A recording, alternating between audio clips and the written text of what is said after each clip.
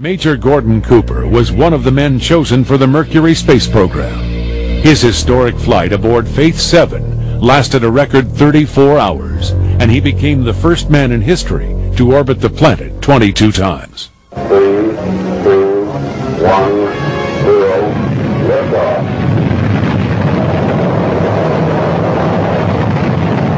Astronaut Gordon Cooper returned to Earth as a true American hero. All I can say is that it certainly is a great honor to be invited here and to be presented this award, and thank you all very much.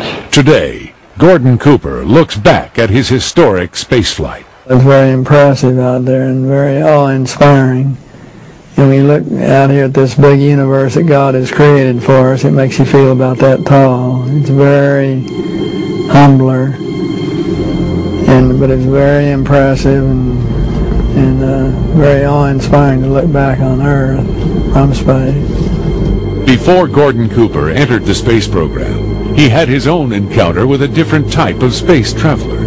While flying over Central Europe, his fighter squadron came upon a formation of UFOs. There were a number of extraterrestrial vehicles out there cruising around, flying the same kind of formation we fly in our fighters. They didn't have wings, they were saucer-shaped, and we never could get as high or as fast as they were, so to really positively identify them, but they were metallic looking and saucer in shape.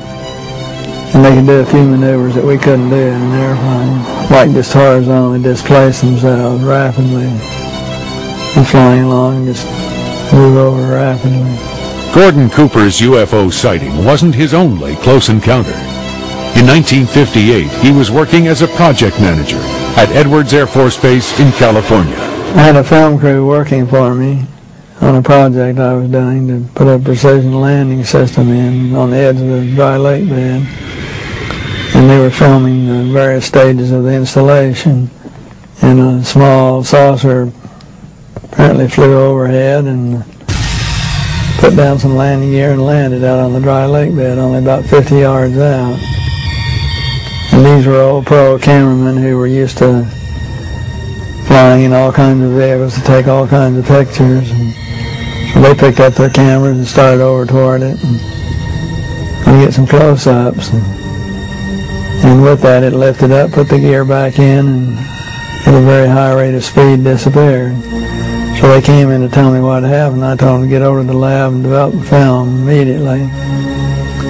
And I would go and look in the book, regulation book, and see what you're supposed to do, who you have to call to report these kind of incidents, which I did. And by the time they got back with the film, there was a higher and higher and higher ranked man preceding the last one, assuring me that I had to get those negatives into a pouch, and that they had made arrangements already to get our commanding general's airplane reserved and take the films to Washington.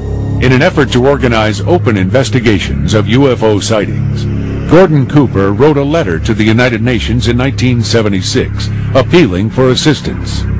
His letter stated, "These are extraterrestrial vehicles visiting from other planets."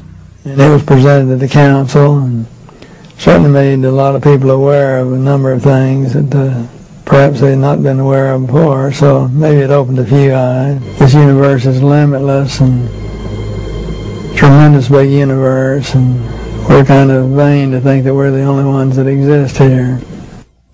I think it's extraordinary if a man of that caliber is publicly coming forward.